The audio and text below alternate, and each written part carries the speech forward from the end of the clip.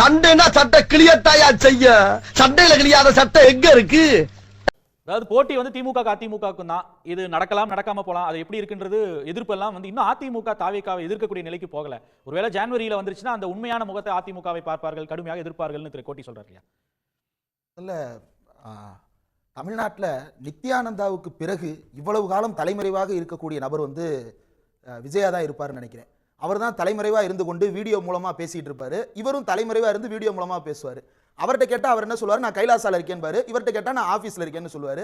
இப்போ இது என்ன நடக்குது அப்படின்னே புரியல. ஒரு தலைமறைவாக இருக்கக்கூடிய ஒரு நபரை வைத்து சட்டமன்றத்துக்குள்ளே பேசுனதே முதல்ல தேவையில்லாத விஷயம். ஆனால் மக்கள் பாதிக்கப்பட்டிருக்கிறாங்க அப்படின்ற அடிப்படையில் மக்களுக்காக அந்த விவாதம் சட்டமன்றத்தில் நடந்ததுன்னு ஒத்துக்கலாம். ஆனால் டிடிவி தினகரன் அவர்கள் விஜய்க்கு கொடுத்து கொண்டிருக்கிற அந்த பில்டப் வந்து என்ன அடிப்படையில் புரிஞ்சுக்கிறது அப்படின்னா, கடந்த சில வாரங்களாக பாஜகவினுடைய தமிழ்நாடுக்கு தேர்தல் பொறுப்பாளராக அறிவிக்கப்பட்டிருக்கின்ற திரு பாண்டா அவர்கள் பலமுறை வந்து போயிருக்கிறார். அந்த பாண்டாவை சந்திப்பதற்காக தமிழ்நாட்டில் இப்போ அதிமுக பாஜக கூட்டணி இருக்கக்கூடிய பல்வேறு நபர்கள் போயிருக்கிறார்கள், வந்திருக்கிறார்கள். அதில் ரெண்டு பேர் தான் அழைக்கப்படாதவர்கள். ஒன்று அண்ணாமலை, இன்னொன்று டிடிவி தினகரன். அப்போ TTV Dinakaran already upset with BJP. மோடியோட தன்னை அனுமதிக்கல, கூட்டணிக்குள்ள வந்து எடப்பாடியின் சொல்படி தான் வெளியேற்றப்பட்டிருக்கிறேன் அப்படின்றத அவர் உணர்ந்து இப்போ வெளியிலிருந்து சில கேமை பிளே பண்ண பார்க்கிறாரு, ஏடிஎம்கேவை சீண்ட பார்க்கிறார். இதன் மூலமாக ஏதாவது ஒன்று நடக்காதா அப்படின்னு. கடைசி நேரத்தில் அவர் பாஜக அழைத்தால் அதிமுக பாஜக கூட்டணிக்குள் போகிறாரா இல்லையா அப்படின்றதெல்லாம் எடப்பாடிக்கும் பாஜகவுக்கும் இடைப்பட்ட விவகாரம். அது இப்போ தேவையில்லை. ஆனால் விஜய்க்கு இவர் கொடுத்து கொண்டிருக்கிற இந்த பில்டப், இவர் சொல்றாரு இல்லையா, தாவேகா ஆதரவாக வந்த ஒருத்தர் சொல்றாரு இல்லையா, அவர் என்ன சொல்றாரு, எல்லா விவாதமுமே டிவிகே பற்றியே நடந்து கொண்டிருக்கிறது அப்படின்னு சொல்லியிருந்தார். பத்திரிகையாளர் கோட்டீஸ்வரன் அவர்கள் ஒரு மூன்றாவதாக ஒரு ஃபோர்ஸ் உருவாகும் போது அதற்கான ஒரு ஜனநாயகமான வெளிச்சத்தை ஊடகங்கள் கொடுக்கும் அப்படின்ற அடிப்படையில் சொல்லியிருந்தார். அது உண்மைதான்.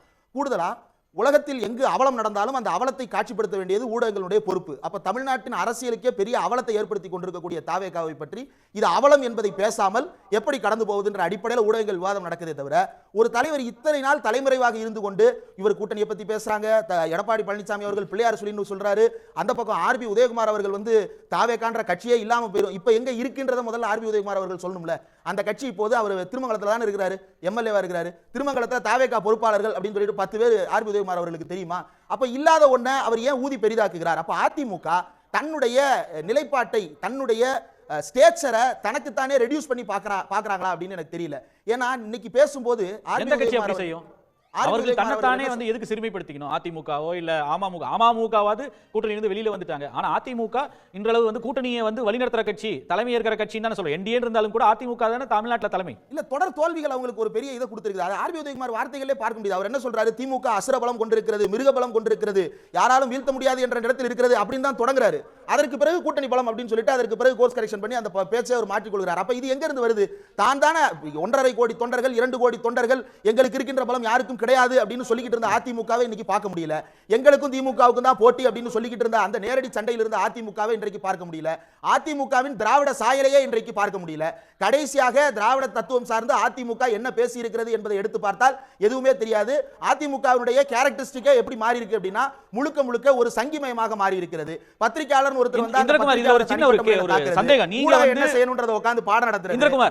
இந்திரகுமார், அதாவது நீங்க வந்து நித்யானந்தாவோட ஒப்பிட்டு ஒரு தலைமறைவு இல்லைன்னா வந்து வெளிச்சத்திற்கே வராத ஒரு தலைவர்னு நீங்க சுருக்கி பார்க்கலாம். ஆனால் கூட்டணிக்கு நீங்கள் வர வேண்டும், நீங்களே சொல்லுது போல ஆர்பி உதயகுமார் கூப்பிடுறாரு, இன்னைக்கு அவர்கள் யாரோடு போவார்கள், அவர் முதலமைச்சர் வேட்பாளரா அப்படின்ற ஒரு விவாத புள்ளியில கொண்டு நிறுத்துறாங்க இல்லையா? இன்னும் அவருக்கான முக்கியத்துவம், அந்த கூட்டணி தேர்தல் அரசியல் முக்கியத்துவம் விஜய்க்கான ஒரு ஸ்பேஸ் இருந்துட்டு தான் இருக்கு. அவருக்கு கொடுக்கக்கூடிய ஊடக வெளிச்சம்ன்றது தேவைப்படுதுன்னு தானே எல்லாருமே கருதுறாங்க. அப்ப அந்த அளவுக்கு நீங்க சுருக்கி பார்க்க முடியுமா அவரை? எப்படி, எதனால வந்து நீங்க டிடிவி தினகரன் அந்த அளவுக்கு அவரை வந்து ரொம்ப ஒரு பாசிட்டிவ் லைட்ல கொடுக்கணும்? இல்ல, டிடிவி தினகரன் வந்து ஒரு ஸ்பெண்ட் ஃபோர்ஸ். அவர் வந்து அவருக்கு இனிமேல் எந்த செல்வாக்கும் இருப்பது போல தெரியவில்லை. ஓபிஎஸ் எந்த நிலைக்கு வந்து அடைந்திருக்கிறாரோ அதை அடைவதற்கு இன்னும் ஒரு தேர்தல் தினகரனுக்கு தேவைப்படுகிறது. அந்த ஸ்பெண்ட் ஃபோர்ஸ் டிடிவி தினகரன் இருக்கிறாரே தவிர, டிடிவி தினகரன் எந்த இடத்துல வெற்றி தீர்மானிக்கின்ற சக்தியாக இப்போது இருக்கிறாரா அப்படின்றது தெரியல. மேபி சில இடங்கள்ல சில பாக்கெட்ஸ்ல அவருடைய இன்ஃப்ளூயன்ஸ் இருக்கலாமே தவிர, பரந்த அளவில் தமிழ்நாடு முழுக்க அவருக்கான இன்ஃப்ளூயன்ஸ் இருக்குதா அப்படின்னா அப்படி கிடையாது அப்படின்றது தான் ஃபேக்ட். இப்போ டிடிவி தினகரன் அப்படின்ற அந்த ஸ்பெண்ட் ஃபோர்ஸ் கொடுக்கக்கூடிய இந்த விளம்பரம் அப்படின்றது விஜய் பற்றி பேசி தன்னை பிரபலத்தில் வைத்துக் கொள்வது அப்படின்ற ஸ்ட்ராட்டஜி ஒன்று. இன்னொன்று, விஜயை கூப்பிட்டு எடப்பாடி பழனிசாமியை சீண்டுவது அப்படின்றது இன்னொன்று. விஜய் கூப்பிடப்படுகிறார் அப்படின்றதுனாலேயே விஜய் செல்வாக்கு மிக்க தலைவராக இருப்பாரா அப்படின்னா கிடையாது.